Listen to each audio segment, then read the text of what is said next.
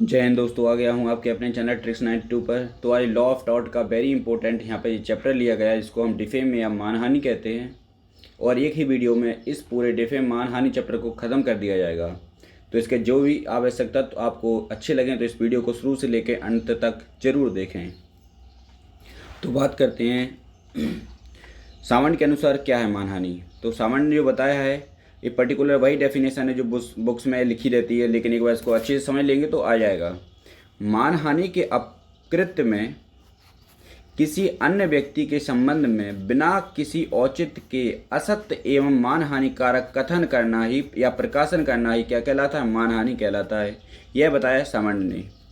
लेकिन यहाँ पे अगले जो व्यक्ति आते हैं वे हैं प्रोफेसर बीनफील्ड। इन्होंने क्या बताया है कि किसी व्यक्ति के संबंध में ऐसे कथन को मानहानि कहा जाता है जिससे वह व्यक्ति समाज के विवेकशील सदस्यों की दृष्टि में सामान्यतः गिर जाए या जिसके कारण लोग उससे नफरत करने लगें, उसे ही मानहानि कहते हैं। ठीक है, दोनों की परिभाषा कहीं ना कहीं सेम ही है। अब आगे देखते हैं मानहानि कितने प्रकार की होती है। तो भैया मानहानि होती है यहाँ पे दो प्रकार की। डिफेम दो प्रकार का होता है, एक होता है अपमान लेख यानी लिखकर कर सकते हैं, दूसरा वचन यानी बोलकर कर सकते हैं। जो लिखा जाता है उसे लाइवल कहते हैं और जो बोला जाता है उसे सिलेंडर कहते हैं। ठीक है, जो लिखा जाता है उसे लाइवल और जो वचन बोलकर कहते हैं उन्हें सिलेंडर कहते हैं। आई होप इसको समझे होंगे। आगे देखते हैं, जो लिखा वाला होता है उसे रिटन फॉर्म में किया जाता है और जो बोलने वाला होता है स्पोकन बोल सकते हैं, इंग्लिश में बोला जाता है। लेकिन जो लिखा वाला होता है वो स्थायी होता है। पूछा गया है क्वेश्चन, जो अपमान लेख होता है कैसा होता है, स्थायी होता है या अस्थायी होता है? तो स्थायी होता है। और जो अपमान वचन होता है वो अस्थायी होता है। ठीक है, यहाँ पर ऑप्शन भी बन सकते हैं क्योंकि इस बार ऑप्शन पेपर होना है, तो आई होप यहाँ से काफ़ी हेल्प मिल सकती है। अब इसके एलिमेंट्स देखते हैं, आवश्यकता तो कौन कौन से होते हैं। तो कथन मानहानिकारक होना चाहिए, कथन का संबंध वादी से होना चाहिए यानी जिसके बारे में बोला गया है उसके संदर्भ में होना चाहिए। कथन प्रकाशित होना चाहिए, प्रकाशित का मतलब है किसी दूसरे को ही पता होना चाहिए, तब वो हमारा मानहानि कहलाता है। जैसे कि अगर हम बंद कमरे में किसी को बुलाकर उन्हें उसको कुछ सुना दें या उसके बारे में कुछ गलत बोल दें, तो यहाँ पर बंद कमरे में बोले गई बातें मानहानि में नहीं आती हैं। ठीक है, आगे देखते हैं कि अपमान लेख क्या होता है और अपमान वचन क्या होता है। तो अपमान लेख आंखों के लिए होता है क्योंकि अपमान जो लिखा होता है उसे हम आंखों से देखते हैं, और जो अपमान वचन होता है उसे हम कानों के लिए होता है। तो अपमान लेख की यहाँ पे एक मामला भी आया है, मामला हैगा यानी केस है। यहाँ पे थोड़ा इसको अच्छे से देख लेना। मनसन बनाम बुसाड्रस लिमिटेड। ठीक है, अब यहाँ पे क्या होता है उसको देखते हैं। इस मामले में एक व्यक्ति के विरुद्ध कत्ल का आरोप लगाया गया, परंतु उसे मुक्त कर दिया। मतलब कत्ल का आरोप तो लगाया गया था लेकिन उसको छोड़ दिया गया था, मुक्त कर दिया था क्योंकि वो निर्दोष था। उसका मोम का पुतला कुख्यात अपराधियों के पुतलों के साथ रखकर कंपनी में प्रदर्शन किया गया। मतलब अब जब जो व्यक्ति को उस केस से बरी कर दिया, छोड़ दिया गया है, लेकिन उसका पुतला अन्य अपराधियों के साथ रखकर उस पर क्या प्रदर्शन किया गया, तो कहीं ना कहीं गलत होगा, उसका मानहानि हो रहा है। यहाँ पे नॉर्मल सी बात है, होगी ही। ठीक है, प्रदर्शन किया गया। मुकदमे में यह निर्णय लिया गया कि यह प्रदर्शन कार्य मानहानिकारक था क्योंकि कत्ल के मुकदमे में वह व्यक्ति निरपराध पाया गया था, फिर भी उसका पुतला अपराधियों के साथ रखकर प्रदर्शित करना निसंदेह अपमानकारक था। इसलिए वह व्यक्ति वहाँ पे मानहानिकारक कर सकता है। ठीक है, क्योंकि उसको तो छोड़ ही दिया था, उसे कत्ल का जो आरोप लगा था वहाँ से तो मुक्ति हो गया था वो, लेकिन उसकी मानहानि की गई। आगे देखते हैं, अपमान लेख की आवश्यकता तो कौन कौन से होते हैं। तो अपमान लेख की आवश्यकता तो देखते हैं। पहले होता है कथन असत्यता होता है। कैसा होता है कथन? जो होता है असत्यता होता है। कथन स्थायी और स्पष्ट होना चाहिए। कथन अपमानजनक होना चाहिए। कथन वादी के संदर्भ में या संबंध में होना चाहिए। ठीक है, आगे देखते हैं, अपमान लेख प्रकाशित किया गया हो, और अपमान जो लेख है वो कैसा प्रकाशित किया हो, दो चार लोग उसको जानते हों। और अपमान लेख स्वतः ही क्या होता है, वाद योग्य होता है। कैसा होता है? वाद योग्य होता है। यहाँ पे इसको अच्छे से पढ़ लेना कि अब जो अपमान लेख होता है वो स्वतः ही वाद योग्य होता है। जब लिख दिया है मतलब वो स्थायी हो गया है। ठीक है, आगे देखते हैं, अपमान वचन क्या होता है उसको भी अच्छे से देखते हैं एक बार। तो इसको अच्छे से समझना। अपमान वचन से मानहानि शब्दों या वचनों को बोलकर की जाती है। ये दृश्य या सुनने के योग्य हो सकते हैं। ठीक है, यहाँ पे क्या होता है, अपमान वचन बोलकर की जाती है। आगे देखते हैं, नोट में देखते हैं नोट में क्या लिखा है। इसमें ध्वनि निकलती है तथा रिकॉर्ड बन जाने व पुनः प्रकाशित होने पर प्रकाशित करने वाला व्यक्ति दायी होगा। जिसने प्रकाशित किया है वही उसके लिए लायबल कहलाएगा। समझ रहे? ठीक है, आगे देखते हैं अपमान वचन के आवश्यक तत्व कौन कौन से होते हैं। तो इसको भी अच्छे ध्यान से एक बार देख लेना। अपमान वचन के आवश्यक तत्व कौन है? तो आरोपित कथन मान हानिकारक होना चाहिए। आरोपित उपहानिकारक वचन असत्य होना चाहिए। इसका संबंध वादी से होना चाहिए जिसके बारे में बोला जा रहा है। ठीक है, आई होप इसको समझ रहे होंगे। चौथा पॉइंट देखते हैं इसका, आरोपित वचन का प्रकाशन होना चाहिए। इसका प्रकाशन प्रतिवादी के द्वारा किया गया हो। आरोपित अपवचन से वादी को विशेष क्षति होनी चाहिए। ठीक है, तभी वह मानहानि कहलाएगा। आगे देखते हैं भारतीय विधि में इसको क्या बताया गया है। तो भारत में इस विषय में इंग्लैंड की सामान्य विधि का अनुसरण नहीं किया जाता है। अपमान लेख और अपमान वचन दोनों प्रकार की मानहानियाँ भारतीय दंड संहिता की धारा 499 में अंतर्गत दंडनीय अपराध मानी जाती है। ठीक है, यहाँ पे क्या होता है, जो इंग्लैंड का नियम है वो अपने भारत पे लागू नहीं होता है। यहाँ पे चाहे अपमान वचन हो चाहे अपमान लेख हो, दोनों को ही 499 IPC में रखा गया है। दोनों में ही मानहानि होती है। ठीक है, अब देखते हैं एक केस आता है यहाँ पे, इम्पोर्टेंट है, हीराबाई बनाम दीनाई सिद्दुल।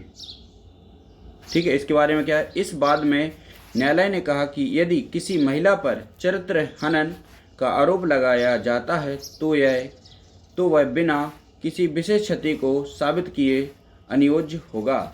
अब किसी को महिला है, उसके अगर चरित्र पर अगर उंगली उठाई जाएगी तो नॉर्मली बात है, उसका मानहानि तो हो ही रहा है।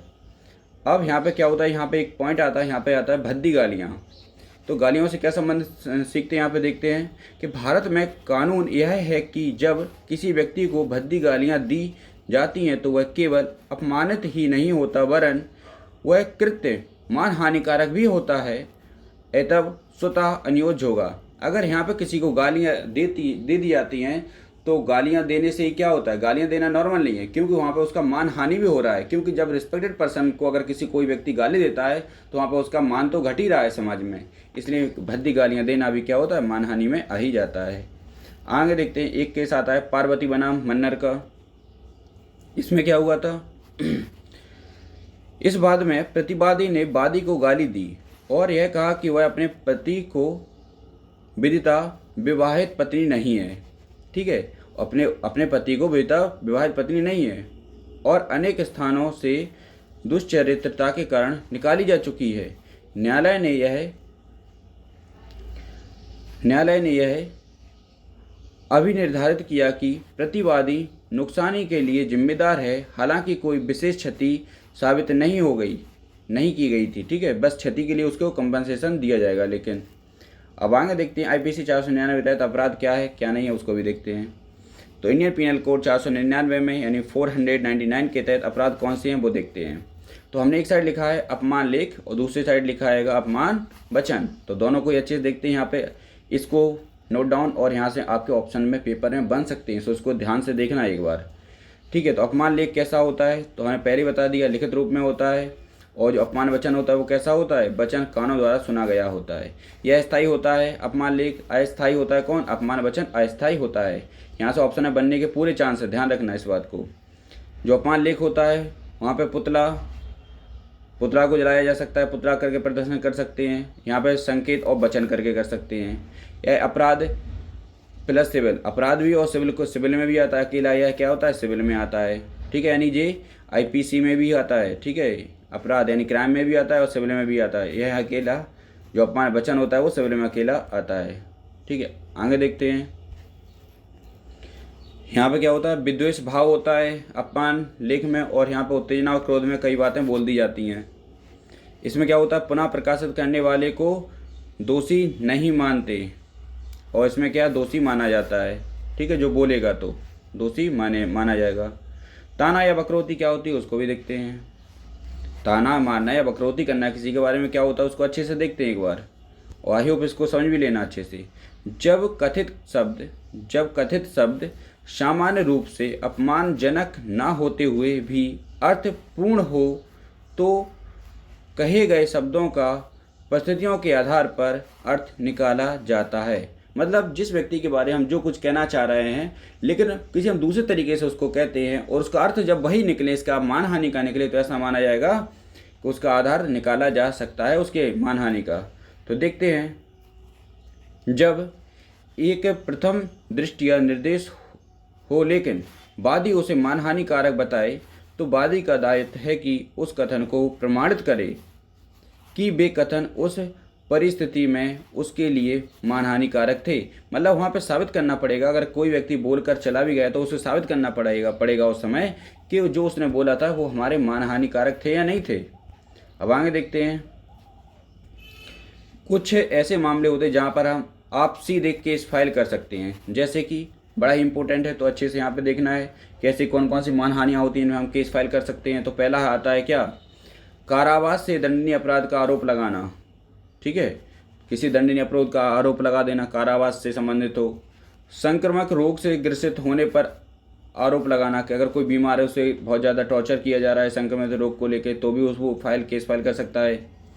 कार्य या व्यवसाय के प्रति अयोग्यता का आरोप लगा देना, वो कोई अपने काम में बहुत अच्छा है, उसको किसी दूसरे 4 लोगों के सामने कह दो इसे तो कुछ भी नहीं आता है, तो उसका कार्य और व्यवसायता पर मानहानि पहुंचेगी, उससे कोई भी काम नहीं कराएगा, तो यहाँ पर मानहानि वहाँ पे हो सकती है, हो जाएगी। और ठीक है, आगे देखते हैं, महिला पर दुष्चरित्र का आरोप लगा देना। कोई महिला है, पहले बोल दिया था, उसके चरित्र पर हनन करना ही एक आरोप माना जाता है, तो वहाँ पे उसका मानहानि तो हो ही जाएगा।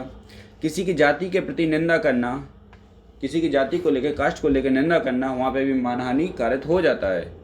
ठीक है, आगे देखते हैं, मानहानि के मामले में उपलब्ध बचाव कौन कौन से होते हैं। तो पहले है सत्य का औचित्य, अगर किसी को मानहानि किया है तो वो सत्य होना चाहिए, तो वहाँ पे वो बच सकता है। अगर वो झूठ होगा तो लगभग उस पर मानहानि तो लग ही जाएगा, मानहानि का केस। तो यानी सत्य होना चाहिए, सत्य का औचित्य होना चाहिए। माफ़ी मांग ले उस टाइम पर वो व्यक्ति, अगर उसने कुछ गलत बोल दिया है तो उस व्यक्ति से माफ़ी मांग ले, तो वहाँ पे भी क्या हो जाता है, वो बच सकता है। और तीसरा आता है विशेषाधिकार। क्या आता है, विशेषाधिकार। अब विशेषाधिकार को हम 2 भागों में देखते हैं। विशेषाधिकार का आता है एक पूर्ण विशेषाधिकार, एक होता है पूर्ण विशेषाधिकार और दूसरा होता है सीमित विशेषाधिकार। अब पूर्ण विशेषाधिकार में क्या क्या चीज़ें आती हैं, हम पहले उसको अच्छे से देखते हैं। इसमें आता है संसदीय कार्रवाई आ जाती है, न्यायिक कार्रवाई आ जाती है, मिलिट्री या नौसेना की कार्रवाई आ जाती है। ठीक है, आई होप इसको समझ रहे होंगे। और तीसरा राज्य की कार्रवाई यहाँ पे आ जाती है। ठीक है, यहाँ पे किसकी, राज्य की कार्रवाई आ जाती है। अब लेकिन यहाँ पे है सीमित विशेषाधिकार में हम देखते हैं, तो इसमें हम सबसे पहले कर्तव्य पालन कहा गया कथन हो, कानूनी हित के संरक्षण में कहा गया हो, तब वो हमारा सीमित विशेषाधिकार बन जाता है। आई होप इसको समझे होंगे। और यह मानहानि का पूरा वीडियो ही समाप्त हो गया है। इस वीडियो को आप 1 या 2 बार सुन सकते हैं। इसके जो भी इम्पोर्टेंट आपको लगे, यहाँ से वीडियो को पॉज कर उसको लिख भी सकते हैं। आई होप अच्छा लगा होगा। थैंक यू, जय हिंद।